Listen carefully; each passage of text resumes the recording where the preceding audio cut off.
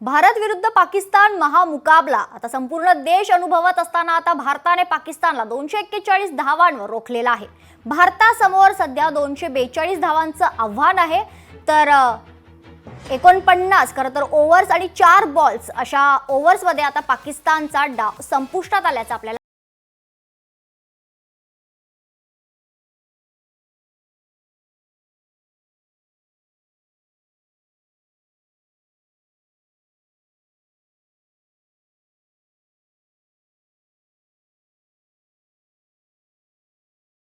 एकशे 41 धावांवर रोखल्याचं पाहायला मिळत आहे। भारत विरुद्ध पाकिस्तान हा महामुकाबला सुरू असताना भारतासमोर आता 242 धावांचं आव्हान आहे। खरं तर पाकिस्तानने 49 ओव्हर्स आणि 4 षटकात त्यांचा जो संपूर्ण डाव आहे तो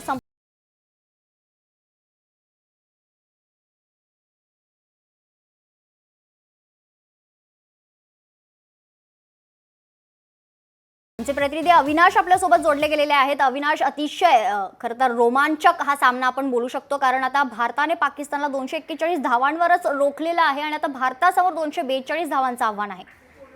मेघना, पाकिस्तान ऑल आउट झालेला आहे। हर्षित राणाने पाकिस्तान विरुद्ध पहिली विकेट मिळवत पाकिस्तानला ऑल आउट केलेला आहे। पाकिस्तानच्या संघाने पहिली फलंदाजी करताना 241 धावा केल्या आहेत, म्हणजे भारताला समोर 242चं टार्गेट आहे। पाकिस्तानची खासियत म्हणजे मोहम्मद रिजवान आणि सौद शकील यांनी शतकी भागीदारी केली आणि त्या पण भारताच्या गोलंदाजांनी त्यांना फारशा धावा करण्याची संधी दिली नाहीये आणि भारतीय गोलंदाजांनी भेदक गोलंदाजी करत पाकिस्तानात सामन्यात टिकू दिलं नाहीये। त्यामुळे भारताला हे माफक आव्हान समोर असेल हे तरी समोर दिसतंय। निश्चित अविनाश, खरं तर जसप्रीत बुमराह जेव्हा हा सामना खेळणार नाही असं समोर आलं होतं आणि त्यानंतर अनेक शंका खरं तर उपस्थित होत होत्या, कारण जसप्रीत बुमराह खरं तर भारताचा एक स्ट्रॉंग प्लेअर म्हणून त्याच्याकडे पाहिलं जातं आणि त्याच्यानंतर आता ही कामगिरी बॉलर्सद्वारे करण्यात आलेली आहे। याबद्दल नक्कीच मेघना, कारण भारताकडून कुलदीपने 9 षटकात 40 धावा 3 विकेट घेतलेले आहेत। त्यानंतर हार्दिकने 8 षटकात 31 धावा देऊन 2 विकेट घेतल्या। तर म्हणजे बॉलर्सचं म्हटलं तर हर्षित राणा असेल, अक्षर पटेल, रवींद्र जाडेजा यांनी प्रत्येकी एक विकेट घेत पाकिस्तानला ऑल आउट केलेलं आहे। निश्चित धन्यवाद अविनाश आपल्या प्रतिक्रियेसाठी।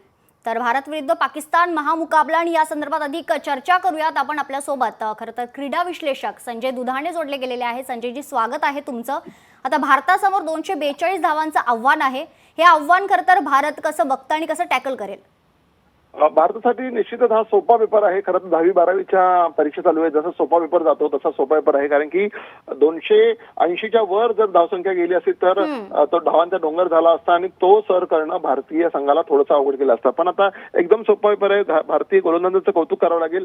निम्मी कामगिरी गोलंदाजांनी केली, आता काम आहे ते फलंदाजी, विशेषतः शुभमन गिलच्या शतकाची सगळ्यांना प्रतीक्षा आहे। सूर न गवसलेले आपले विराट कोहली काय करतो ते बघायचंय। त्यामुळे बॅटिंग ही नेहमीच भारताची जमेची बाजू आहे। जसं अपेक्षा केलं होतं की भारत नंतर बॅटिंग करताना खूप चांगलं करेल, पण तसं पाहिलं तर पाकिस्तानचे जे गोलंदाज आहे ते ह्या खेळपट्टीवर आता कितपत त्यांचा निभाव लावतील ते तितकंच महत्वाचं बघणार आहे। पण सोपा पेपर आहे। 250 धावा करायच्यात।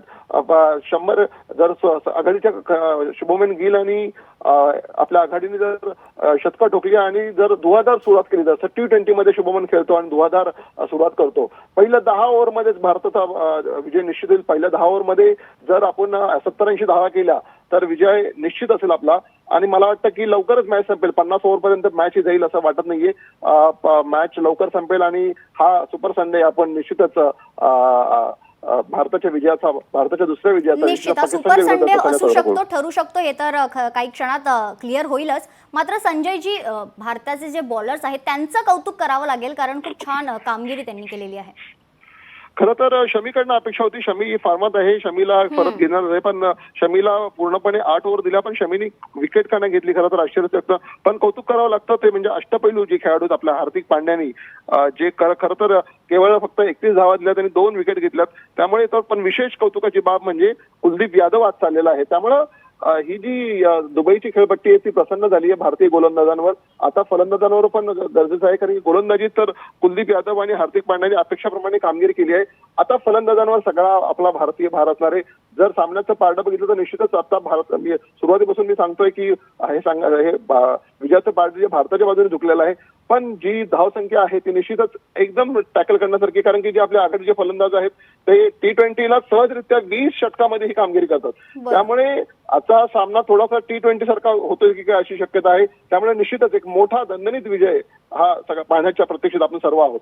निश्चित भारतीय क्रिकेट प्रेमींसाठी खरं तर ही आनंदाची बातमी आहे. धन्यवाद संजयजी आपण दिलेल्या प्रतिक्रियेसाठी.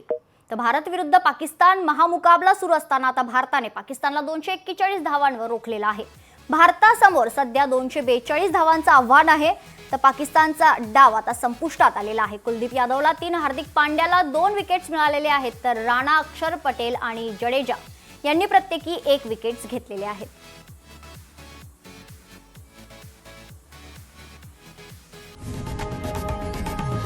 लोकशाही मराठी ऐका, पहा, जागरूक रहा.